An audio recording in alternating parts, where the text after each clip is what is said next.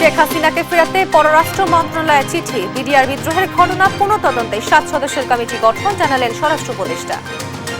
আপনারা এটার জন্য সব সময় চেয়েছেন যে বিডিআর একটা পুরনো একটা কমিশন করার জন্য মাননীয় প্রধান উপদেষ্টা উনি সিগনেচার করে দিয়েছেন। গতকাল রাত্রি উনি সিগনেচার করে দিয়েছেন এবং আমাদের এই কমিটির সদস্য সংখ্যা হবে হলো 7 জন। অর্থ আত্মসাতের সহায়তার অভিযোগে টিউলিপ সিদ্দিককে যুক্তরাজ্যে জিজ্ঞাসাবাদ, অভিযোগ অস্বীকার দ্য টাইমসের প্রতিবেদন। পল্টন থানার মামলায় সাবেক এমপি পটন 3 দিনের রিমান্ডে, একাধিক মামলায় সাবেক মন্ত্রী সালমান, আনিসুল, পলক সহ 11 জন ফের গ্রেপ্তার। গাজীপুরে ফের শ্রমিক অসন্তোষ, বন্ধ কারখানা খুলে দেওয়ার দাবিতে ঢাকা টাঙ্গাইল মহাসড়ক অবরোধ, তীব্র যানজটে ভোগান্তি।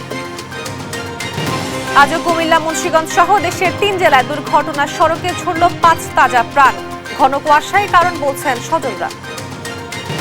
মিরপুর বুদ্ধিজীবী কবরস্থানে চিরনিদ্রায় শায়িত উপদেষ্টা হাসান আরিফ, চলছে রাষ্ট্রীয় শোক, বিভিন্ন উপাসনালয়ে দোয়া মোনাজাত।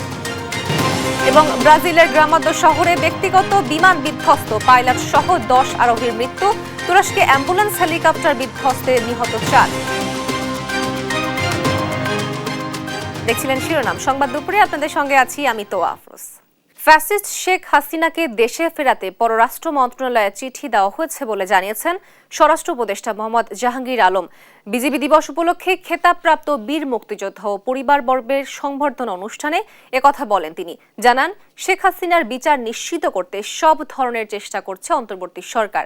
এ সময় জাহাঙ্গীর আলম বলেন, বিডিআর হত্যাকাণ্ডের ঘটনা তদন্তে 7 সদস্যের কমিটি গঠন করা হয়েছে। তার বক্তব্যে উঠে আসে রোহিঙ্গা প্রসঙ্গ। জানান, গেল 2 বছরে দেশে অন্তত 60,000 রোহিঙ্গা বাংলাদেশে প্রবেশ করেছে। তাদের আর দেশে প্রবেশ করতে দেওয়া হবে না বলেও স্পষ্ট জানিয়ে দেন তিনি।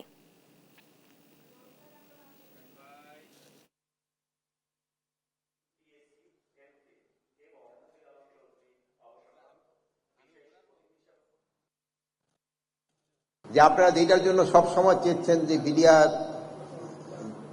একটা পুরনো একটা কমিশন করার জন্য, এই কমিশনটা আমাদের মাননীয় প্রধান উপদেষ্টা উনি সিগনেচার করে দিয়েছেন।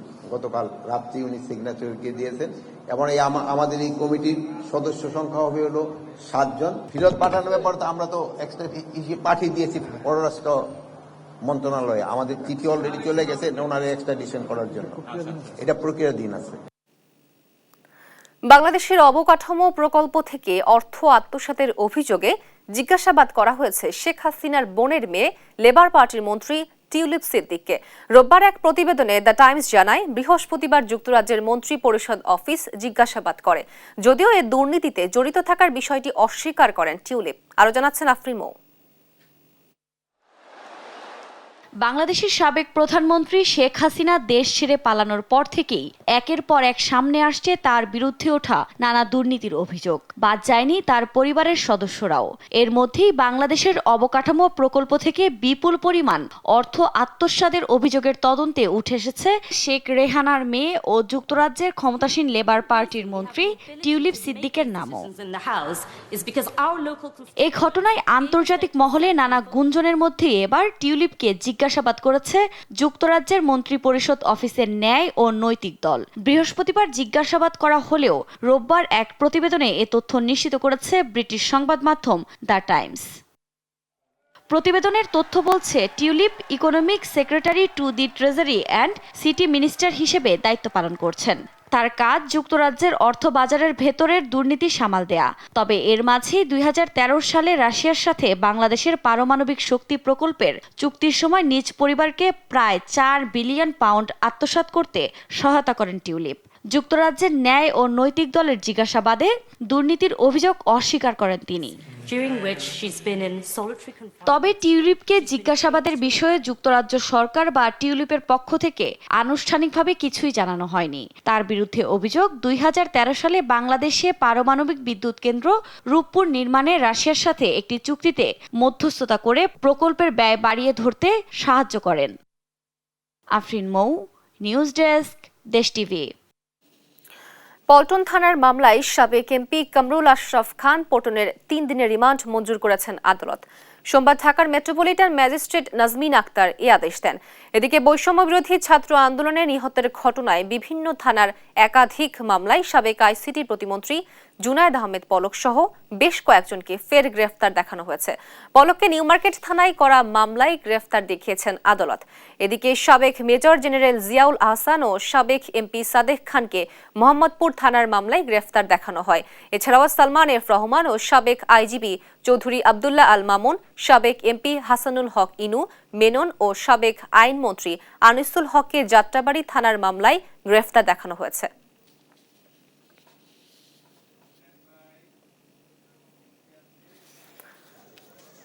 জিয়াউল হাসান, সাদেক খান, সালমান এফ রহমান, হাসানুল হক ইনু, রাশেদ খান মেনন এবং আনিসুল হক ও চৌধুরী আব্দুল্লাহ আল মামুন তাদেরকে যাত্রাবাড়ী থানা, মোহাম্মদপুর থানা সহ বিভিন্ন থানায় হত্যা মামলা তাদেরকে গ্রেপ্তার দেখানো হয়।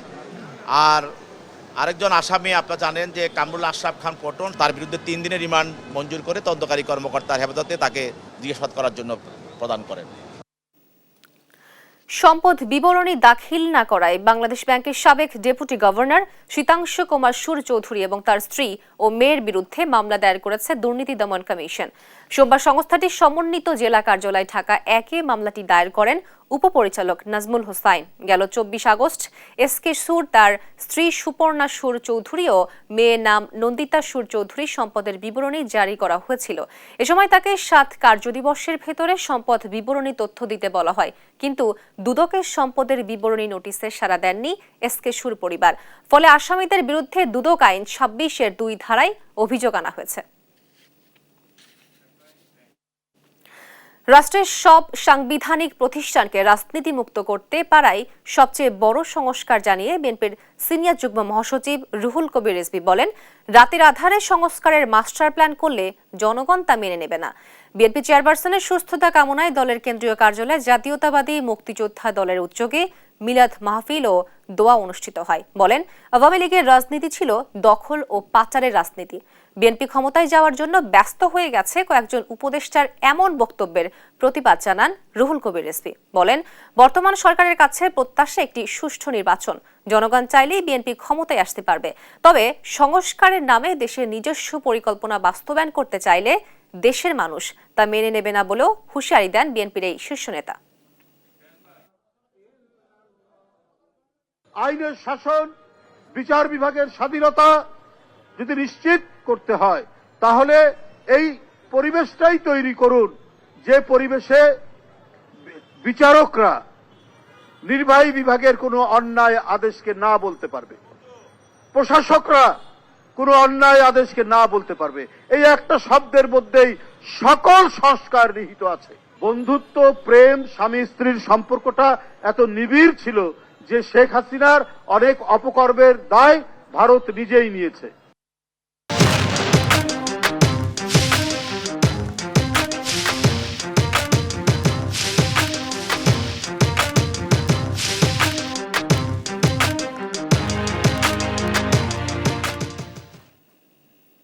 অপরাধের তীর্থ বছর হিসেবে 2024 সাল স্মরণীয় হয়ে থাকবে ইতিহাসে।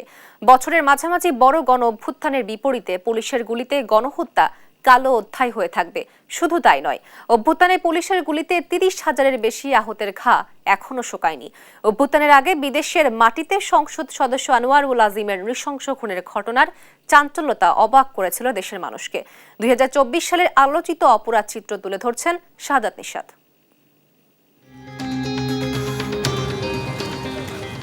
2024 সালটা শুরু হয়েছিল বিতর্কিত একদলীয় নির্বাচন দিয়ে। স্বৈরাচারের ক্ষমতা পাকাপোক্ত করার সেই নির্বাচন আখ্যা পেয়েছিল আমি ডামি নির্বাচন। নির্বাচনের আগে পরে চলেছিল দেশজুড়ে ট্রেন, বাসে আগুনের নাশকতা, হয়েছিল বহু রাজনৈতিক মামলা। দ্বাদশ জাতীয় নির্বাচন শেষ হতেই শুরু হয় উপজেলা নির্বাচন।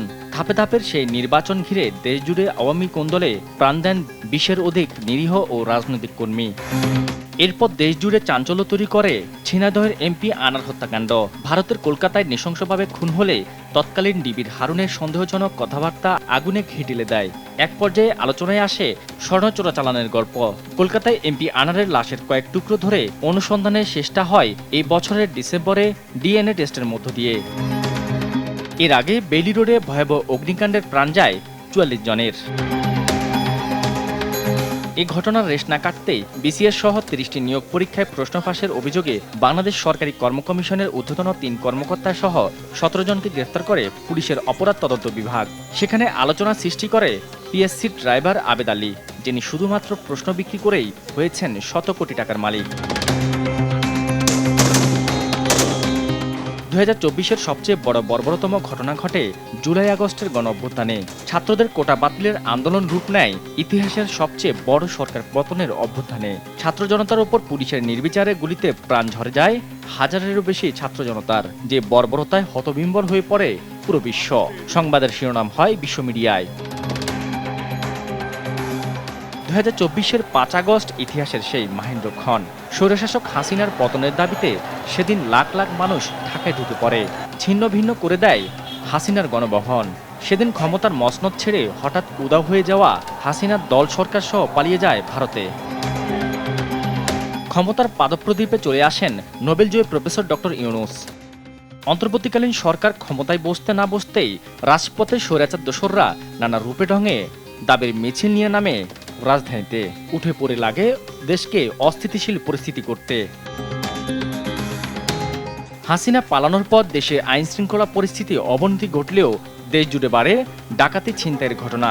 তবে বছর শেষ হয় আইন শৃঙ্খলা নিয়ন্ত্রণে যৌথ বাহিনী মাঠে অভিযানে নামলে।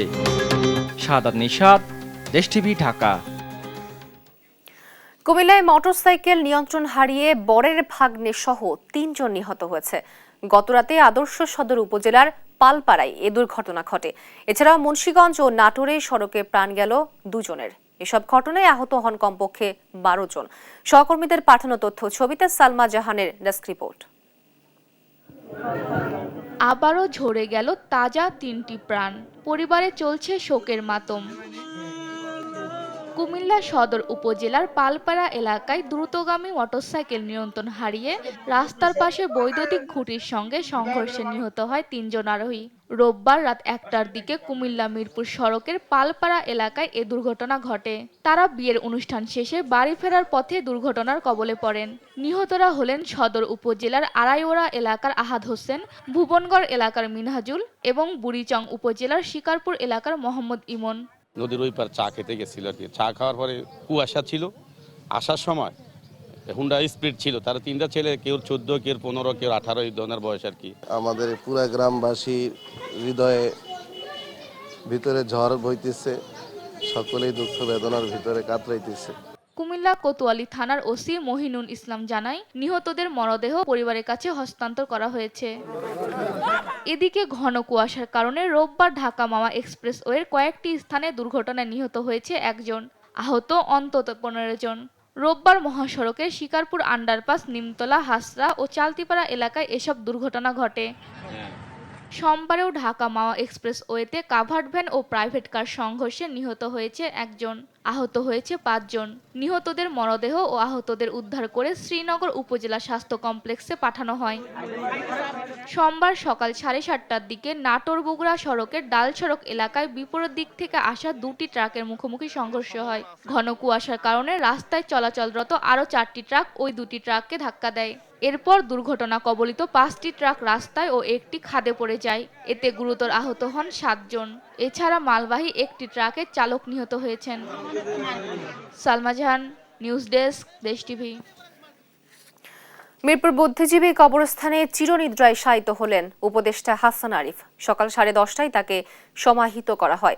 এ সময় পরিবারের সদস্য সহ উপস্থিত ছিলেন বিভিন্ন মন্ত্রণালয়ের উপদেষ্টা, কর্মকর্তা ও কর্মচারীরা। এদিকে তার মৃত্যুতে আজ চলছে রাষ্ট্রীয় শোক। এই উপলক্ষে দেশের সব সরকারি, আধা সরকারি ও স্বায়ত্তশাসিত প্রতিষ্ঠান এবং শিক্ষা প্রতিষ্ঠান সহ সব সরকারি ও বেসরকারি ভবন এবং বিদেশে বাংলাদেশ মিশনগুলোতে জাতীয় পতাকা অর্ধনমিত রাখা হয়েছে। সেই সঙ্গে মরহুমের রুহের মাগফিরাত কামনা করে দেশের সব মসজিদে হবে বিশেষ দোয়া। অন্যান্য ধর্মীয় প্রতিষ্ঠানে তার আত্মার শান্তির জন্য বিশেষ প্রার্থনার আয়োজন করা হবে। উপদেষ্টা এএফ হাসান আরিফ 20 ডিসেম্বর হৃদরোগে আক্রান্ত হয়ে রাজধানীর ল্যাবেইড হাসপাতালে চিকিৎসাধীন অবস্থায় মারা যান। দেশকে অত্যন্ত ভালোবাসতেন, দেশের মানুষকে ভালোবাসতেন এবং সব তার যেসব গাইডেন্স, যে কোনো অনুষ্ঠানে আমাদেরকে যেসব গাইডেন্স দিতেন, উনি মাথার মধ্যে 2টো জিনিস রাখতেন। একটা হচ্ছে জুলাই আগস্টের যে গণ অভ্যুত্থান, সেখানে মানুষের যে প্রত্যাশা আছে সেটা পূরণ করতে হবে, সেটা আমাদেরকে স্মরণ করে দিতেন। এবং উনি জনগণের প্রতি যেন আমরা নজর দিই, আমরা যেন সে ট্র্যাডিশনাল অবস্থা থেকে বেরিয়ে এসে আমরা জনগণকে হয়রানি মুক্ত সেবা প্রদান করতে পারি, সে বিষয়ে সবসময় আমাদেরকে উনি নির্দেশ দিতেন। দেখছেন সংবাদ দুপুর।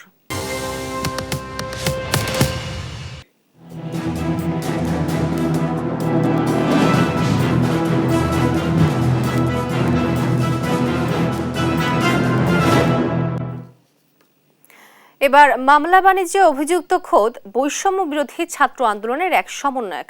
24-এর বিপ্লবে আহত, নিহত বা হামলার ঘটনাগুলো পুঁজি করছে সে। মামলায় আসামি করা আর আসামি তালিকা থেকে বাদ দিতে শুরু করছে চাঁদাবাজদের। ক্ষুব্ধ জনতা বিক্ষোভ মিছিল ও মানববন্ধন পর্যন্ত করেছে তার বিরুদ্ধে। মিথ্যা মামলা বাণিজ্য ধারাবাহিকের আজ 15তম পর্ব। এ নিয়ে অনুসন্ধান করেছেন মৌলভীবাজার প্রতিনিধি সালেহ এলাহি কুঠি এবং জানাচ্ছেন এম এ আজিম। বৈষম্য বিরোধী ছাত্র আন্দোলনের নামে মামলা বাণিজ্যের প্রতিবাদে মৌলভীবাজারের রাজপথে আবারও ছাত্র জনতা। অভিযোগ, সমন্বয়ক শেখ সাব্বির আহমদ ও তানজিয়া শিশির নামে বেনামে মামলায় ফাঁসিয়ে করছেন সাধারণ মানুষকে হয়রানি, আর সে মামলা থেকে অব্যাহতি দিতে করছেন চাঁদাবাজি।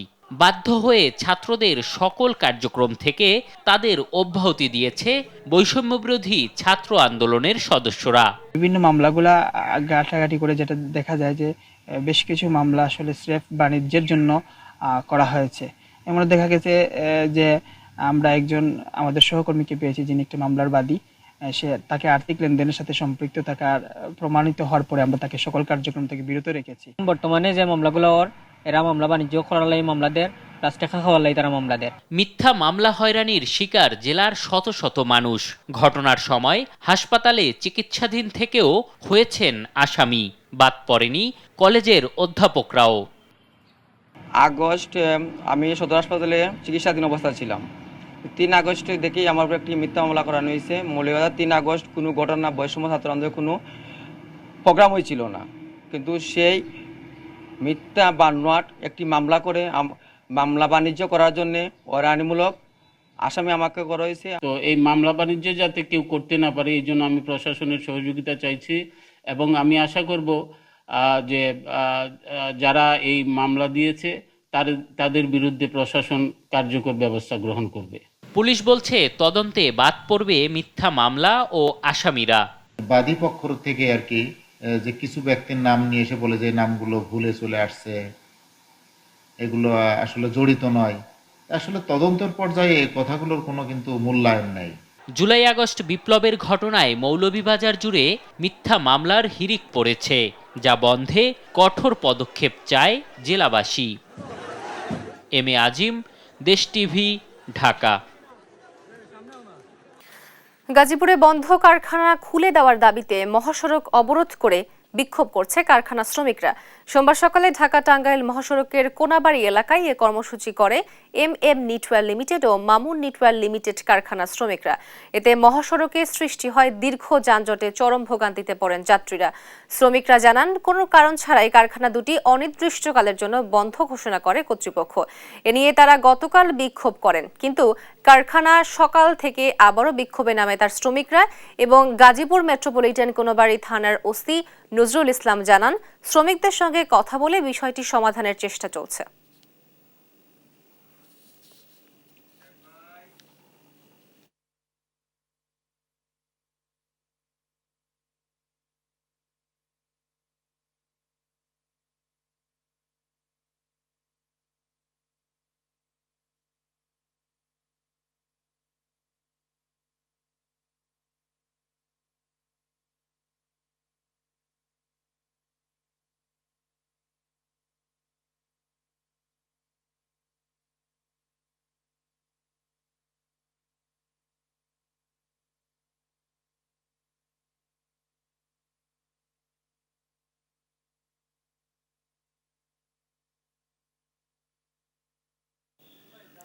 দেখছেন সংবাদ দুপুর।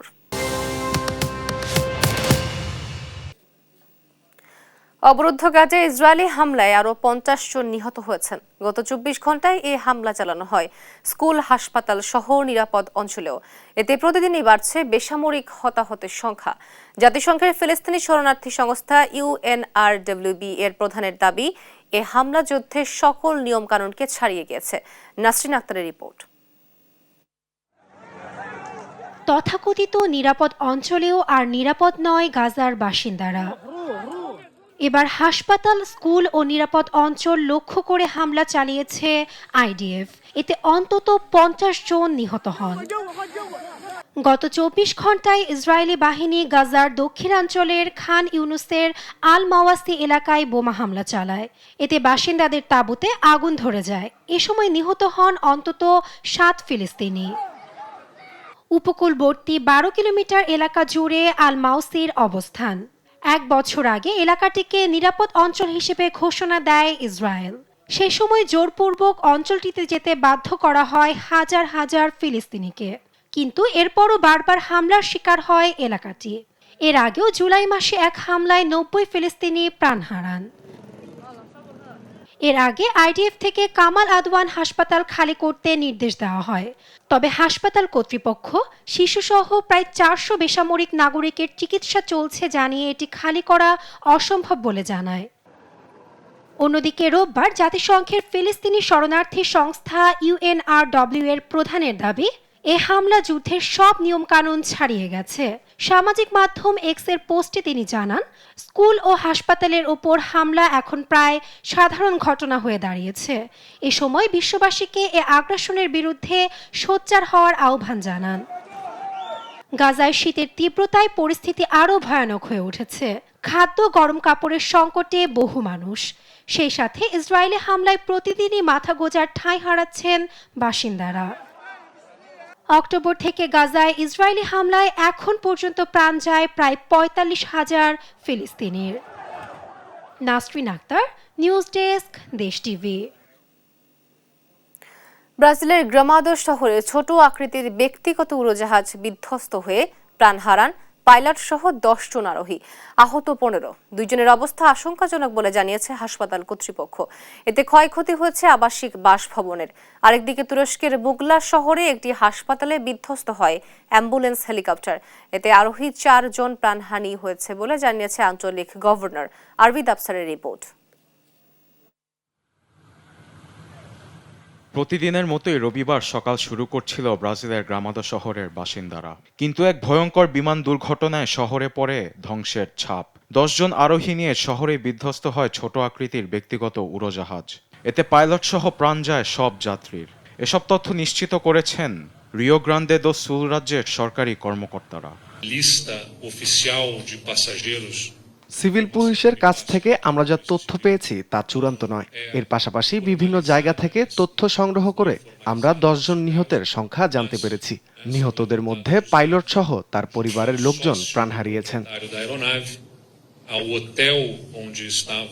গ্রামাদো শহরের একটি বাসার চিমনিতে আঘাত করে আরেকটি বাড়ির 2য় তলায় আছড়ে পড়ে উড়োজাহাজটি। এরপর আসবাব দোকানের ভেতরে বিধ্বস্ত হয়ে আগুন ধরে যায়। কিছু ধ্বংসাবশেষ ছিটকে পড়ে কাছের হোটেলে। ভয়াবহ এ ঘটনার বর্ণনা দিতে গিয়ে শিউরে ওঠেন প্রত্যক্ষদর্শীরা। প্রথমে কাঁচ ভাঙার শব্দ পেয়ে আমি ভেবেছিলাম একসাথে অনেকগুলো কাচের ফার্নিচার পড়ে গিয়েছে, কিন্তু আমি আর আমার স্বামী যখন জানালা দিয়ে দেখি সবকিছু আগুনে পুড়ছে, আমরা ভেবেছিলাম আমরা মারা যাব। রাজ্যের জননিরাপত্তা অফিস জানায়, বিধ্বস্ত উড়োজাহাজটিতে আগুন ধরে যাওয়ায় ও আছড়ে পড়ায় এসব ভবনের অন্তত 15 জন আহত হন। তাদের সবাইকে হাসপাতালে দেয়া হচ্ছে চিকিৎসা। তাদের মধ্যে 2 জনের অবস্থা আশঙ্কাজনক বলে জানায় চিকিৎসকরা। এদিকে তুরস্কের মুগলা শহরের একটি হাসপাতালের ওপর বিধ্বস্ত হয় অ্যাম্বুলেন্স হেলিকপ্টার। মুগলার আঞ্চলিক গভর্নর ইদ্রিস আকবাইক সাংবাদিকদের জানান, হাসপাতালের 4র্থ তলায় প্রথমে আঘাত করে হেলিকপ্টারটি, পরে সেটি মাটিতে আছড়ে চারিদিকে ছড়িয়ে ছিটিয়ে পড়ে ধ্বংসাবশেষ। এ সময় খবর পেয়ে ছুটে আসে অ্যাম্বুলেন্স ও জরুরি উদ্ধারকারী দলের সদস্যরা। হেলিকপ্টারে থাকা 2 জন পাইলট, 1 জন চিকিৎসক এবং আরেকজন চিকিৎসাকর্মী প্রাণ হারিয়েছে বলে জানিয়েছেন গভর্নর। আরবিদ আফসার, নিউজ ডেস্ক, দেশ টিভি। দেখছেন সংবাদ দুপুর। বাংলাদেশ প্রিমিয়ার লিগের 11তম আসরের উদ্বোধন অনুষ্ঠান ঘিরে চলছে বিশাল মহাযজ্ঞ। আজ মিরপুরের হোম অফ ক্রিকেটে বসতে যাচ্ছে বিপিএল টি20 মিউজিক ফেস্ট। এ ফেস্টে গান গাইবেন পাকিস্তানের বিখ্যাত শিল্পী রাহাত ফতে আলী খান এবং তার দল। সঙ্গে আছেন বাংলাদেশের জনপ্রিয় শিল্পীরাও। সে আয়োজনের প্রস্তুতি ও দর্শকদের আগ্রহের সর্বশেষ খবর জানাতে মিরপুর থেকে যুক্ত হচ্ছেন আমাদের সহকর্মী রিফাত আনজুম। রিফাত, কখন শুরু হবে এই আয়োজন এবং দর্শকদের মধ্যে উৎসাহ কেমন দেখছেন জানাবেন? তো আসলে আপনি যেমনটা বলছিলেন যে বিপিএল এ যে উন্মাদনা সেটা কিন্তু আজ থেকে শুরু হয়ে যাচ্ছে। আমি এখন মিরপুর স্টেডিয়ামে রয়েছি, স্টেডিয়ামের সংলগ্ন যে রাস্তাটা সেখানে রয়েছি। আপনার মাধ্যমে যদি আমি দর্শকদের একটু দেখাতে চাই, যদি দেখেন যে আস্তে আস্তে কিন্তু ধীরে ধীরে দর্শকরা আসা শুরু করছে। দুপুর 2:30টার দিকে কিন্তু যে গেট খোলা হয়েছে এবং আস্তে আস্তে কিন্তু দর্শকরা ঢুকবেন। দর্শকদের জানিয়ে রাখি কিন্তু এই মিরপুর যে আজকে যে বিপিএল যে ফেস্ট সেখানে কিন্তু মাইলস গান গাবেন, রাহাত ফতে আলী গান গাবেন, এছাড়া জেফার, মুজা এবং সঞ্জয় সহ আরো কয়েকজন শিল্পীরা গান গাবেন। আপনি দেখতে পাচ্ছেন যে এখানে কঠোর নিরাপত্তা কিন্তু এখানে দেওয়া হয়েছে। এখানে যতদূর জানতে পারছি যে এখানে হয়তো প্রধান উপদেষ্টা আসতে পারেন, না হলে মানে একটু নিরাপত্তা ব্যবস্থা জোরদার করা হয়েছে। এবং আপনি জানিয়ে রাখি যে প্রায় 7 ঘন্টা ধরে কিন্তু এই অনুষ্ঠানটা চলার যে প্রক্রিয়া কিন্তু ইতিমধ্যে সম্পন্ন হয়েছে। প্রায় 7 ঘন্টা ধরে হয়তো এটা হবে, অনুষ্ঠানটা হবে বিকাল 4:20 অনুষ্ঠান শুরু হবে। এবং এই আজকের যে কনসার্টের মূল আকর্ষণ যে রাহাত ফতে আলী খান, তিনি তার আসার কথা আছে মঞ্চে রাত 8:30। এরপর তিনি প্রায় 180 মিনিটের মতো তিনি গান গাইবেন টোটাল সবকিছু মিলিয়ে। তো সবকিছু মিলিয়ে দেখা যাচ্ছে দর্শকরা এখানে যেহেতু এটা মূল ফটক, এখান থেকে কিন্তু খুব একটা ভিড় লক্ষ্য করা যাচ্ছে না। এরপরে এছাড়া আশেপাশে যে গেটগুলো রয়েছে সেই গেটে কিন্তু ইতিমধ্যে আমি দেখেছি যে দর্শকদের ভিড় চোখে পড়ার মতো ভিড় দেখা যাচ্ছে। এছাড়া আপনারা দেখতে পাচ্ছেন যে ভিতরে কিন্তু অনেক সেনাবাহিনী মোতায়েন রয়েছে, কঠোর নিরাপত্তা কিন্তু এখানে নেওয়া হয়েছে পুরো এই কনসার্টটিকে ঘিরে। সবকিছু মিলে বিপিএল এর যে মাঠের বাইরের যে লড়াই, আনুষ্ঠানিক একটা শুরু কিন্তু আনুষ্ঠানিক কিন্তু সবকিছু কিন্তু আস্তে আস্তে ধীরে ধীরে শুরু হয়ে যাচ্ছে। এছাড়া কিন্তু এই আজকের কনসার্টের পরে কিন্তু ঢাকার বাইরে সিলেট এবং চট্টগ্রামে কিন্তু কনসার্ট অনুষ্ঠিত হবে। সবকিছু মিলে আসলে একটা জমজমাটপূর্ণ বিপিএল দেখতে যাচ্ছে দর্শকরা। বিকাল 4:20 অনুষ্ঠান শুরু হওয়ার কথা রয়েছে, কনসার্ট শুরুর কথা রয়েছে। এরপরে কনসার্ট শুরু হলে বাকি তথ্যরা আপনাকে জানিয়ে দিতে পারবো। তো হ্যাঁ, আপনাকে ধন্যবাদ রিফাত। মিরপুর শেরে বাংলা জাতীয় ক্রিকেট স্টেডিয়ামে এই মুহূর্তে ছিলেন আমাদের সহকর্মী রিফাত। তিনি জানাচ্ছিলেন বিপিএল এর এই আসরের সর্বশেষ খবর। ইংলিশ প্রিমিয়ার লিগে বড়দিনের আগে শেষ ম্যাচে টটেনহামের বিপক্ষে বড় জয় পেয়েছে টেবিল টপার লিভারপুল। অন্যদিকে ভাগ্য বদলাচ্ছে না ম্যানচেস্টার ইউনাইটেডের। বোর্নমাউথের বিপক্ষে 3-0 গোলে হেরেছে আমোরিমের দল। আর লা লিগায় সেভিয়াকে হারিয়ে পয়েন্ট টেবিলে বার্সেলোনাকে টপকে গেল রিয়াল মাদ্রিদ। একই রাতে আরেক ম্যাচে চেলসিকে রুখে দিয়েছে এভারটন। বিস্তারিত ডেস্ক রিপোর্টে। কোচ বদলেও যেন ভাগ্য বদলাচ্ছে না ম্যানচেস্টার ইউনাইটেডের। বোর্নমাউথের বিপক্ষে রীতিমতো উড়েই গেল রেড ডেভিলসরা। ঘরের মাঠে 3-0 গোলে হেরেছে ইউনাইটেড। ম্যাচের শুরু থেকেই বলের দখল ছিল ম্যানইউর। 60% বলের দখল রেখে 23টি শট নিয়েছেন তারা, কিন্তু আসল যে কাজ সেই গোলটাই করতে পারেননি। অন্যদিকে কম সুযোগেও বাজিমাত এই মৌসুমের অন্যতম চমক বোর্নমাউথ। ম্যাচের প্রথমার্ধেই দেজান হুইসেনের গোলে এগিয়ে থেকে বিরতিতে যান তারা, আর দ্বিতীয়ার্ধের গোল দুটি করেছেন জাস্টিন ক্লুইভার্ট ও আন্তোনে সেমেনু। এর আগে গত ডিসেম্বরেও লিগ ম্যাচে ওল্ড ট্রাফোর্ডে এসেই একই ব্যবধানে ইউনাইটেডকে হারিয়েছিল বোর্নমাউথ। অন্যদিকে সান্তিয়াগো বার্নাবুতে সেভিয়াকে 4-2 গোলে হারিয়েছে রিয়াল মাদ্রিদ। এই জয়ে 18 ম্যাচে 40 পয়েন্ট নিয়ে বার্সেলোনাকে টপকে 2-এ আনচেলত্তি শিবির। আর সমান ম্যাচে 41 পয়েন্ট নিয়ে শীর্ষে আতলেটিকো মাদ্রিদ। দুর্দান্ত এক গোল করা কিলিয়ান এমবাপ্পে ব্রাহিম দিয়াজকে দিয়ে করিয়েছেন আরেকটি। রিয়ালের অন্য দুটি গোল ফেদেরিকো ভালভেদ্রে ও রদ্রিগোর। 53 মিনিটের মধ্যেই 4-1 গোলে এগিয়েছিল রিয়াল। এরপর দোদি লুবেবাকলো ব্যবধান কমাতেই পেরেছেন শুধু। এদিন গোল উৎসবের ম্যাচে টটেনহামকে 6-3 গোলে হারিয়েছে স্লটের লিভারপুল। 2 ম্যাচ পর জয়ের দেখা পাওয়া দলটি পয়েন্ট তালিকার শীর্ষে আরও ঝাঁকিয়ে বসল। 16 ম্যাচে 39 পয়েন্ট এখন লিভারপুলের নামের পাশে। 9 গোলের ম্যাচে 23 মিনিটে প্রথম গোলটি পায় লিভারপুল। গোল পাল্টা গোলের ম্যাচটিতে লিভারপুল প্রথমার্ধেই এগিয়ে গিয়েছিল 3-1 গোলে। দ্বিতীয়ার্ধে 54 ও 61 মিনিটে সালার জোড়া গোলে 5-1 গোলের ব্যবধান আরও বাড়ায় লিভারপুল। ম্যাচে দর্শকদের চোখ ফেরাতে বাধ্য করে আরও 2টি গোল করে টটেনহাম। নাটকীয়তায় ভরা ম্যাচের 85 মিনিটে উইঙ্গার লুইস দিয়াজ গোল করে ম্যাচের সব উত্তেজনায় শেষ করে দেন। একই রাতে আরেক ম্যাচে চেলসিকে রুখে দিয়েছে এভারটন। প্রতিপক্ষের ঘরের মাঠে শেষ পর্যন্ত চেষ্টা করেও গোলের দেখা পায়নি দ্য ব্লুজরা। গোলশূন্য ড্রয়ে শেষ হয়েছে ম্যাচটি। রাফিউল ইসলাম রাতুল, স্পোর্টস ডেস্ক, দেশ টিভি। এই ছিল এখনকার সংবাদ দুপুর। পরের বুলেটিন দেখার আমন্ত্রণ রইল। ধন্যবাদ।